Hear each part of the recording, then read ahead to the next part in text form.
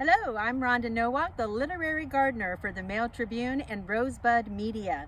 Today I am at Hanley Farm and I'm talking with Isaiah Webb, the farm manager for the Family Nurturing Center's Farm and Food Program. Our topic today is going to be how to use low tunnels to get a kickstart for your early spring crops. So Isaiah, I see that you have a low tunnel right here in the fields. So tell me, how do you use your low tunnels for early spring crops?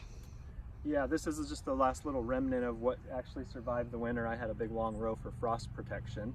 But as an example for spring crops, so now that the Persephone period is drawing to a close and we have 10-hour days again, we can start sowing anything that can tolerate cooler soil temperatures. And then the row covers will help with warming things up underneath. They'll help keep it from getting quite as cold at night, and even during the day they'll have a miniature like little greenhouse effect.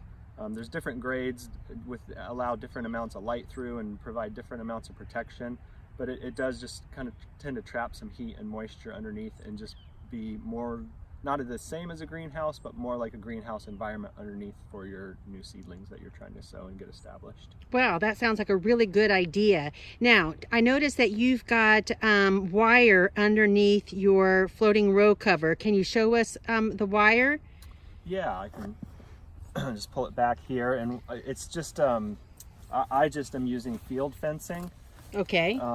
There's a lot of different things you can do. A common thing that people do is just use either PVC or just like single wire hoops spaced out. I happen to be using this fencing because it was here when I started. It was leftover material. It does help provide more support to the row cover, but then it also makes it harder to get to your crops. So not only would you have to pull back the row cover to do work like weeding or harvesting, you have to remove the actual hoop because I can't reach from one end all the way into the middle. That's the benefit of the single hoops, is you can access your beds easier. I see. But the benefit of this is it does provide more support. Sometimes the single hoops, you get a lot of sag or other things like cats or things can kind of get in. It's not as strong or as sturdy if you're just using the single wires, unless you use a lot of them. So there's some pros and cons, and mostly I'm just using this because it's what I had available to me. Okay, well, that's always a really good idea. Now, today is a beautiful day, especially for mid-January, and I noticed that you have your covers in place. Tell me about that and why that is important. So there's different strategies you can take. For me, I just want to put the covers on and spend as little time managing them, taking them on and off as possible. I only want to take the time to uncover them when I need to do something in the crops. You know, they do block a little bit of light. Again, depending on how thick it is, there's different percentages, but the amount of light that you lose is pretty insignificant to just the time it would take to pull them back every single day just to let all the light in. And they do, again, create a little greenhouse, so they would actually trap a little bit more additional heat underneath them when you leave them on during the day, even on a sunny, warm day. And that's not important only for the crops that are growing, but also for the soil in order to germinate the seeds, correct?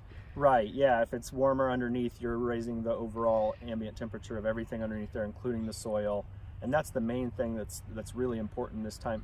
Well, both air and soil temperature, but soil temperature is very important for your seeds to germinate and get off to a good start. Now, there are certain crops that are going to germinate in our early spring temperatures with a little help from the row cover. What crops are you planning on growing?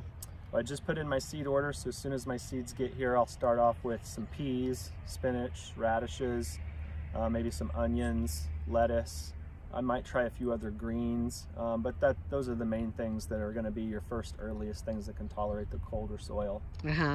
Well, great. So there you go, folks. Use floating row cover and your low tunnels to kickstart your early spring crops. Thanks, Isaiah. Thank you, Rhonda.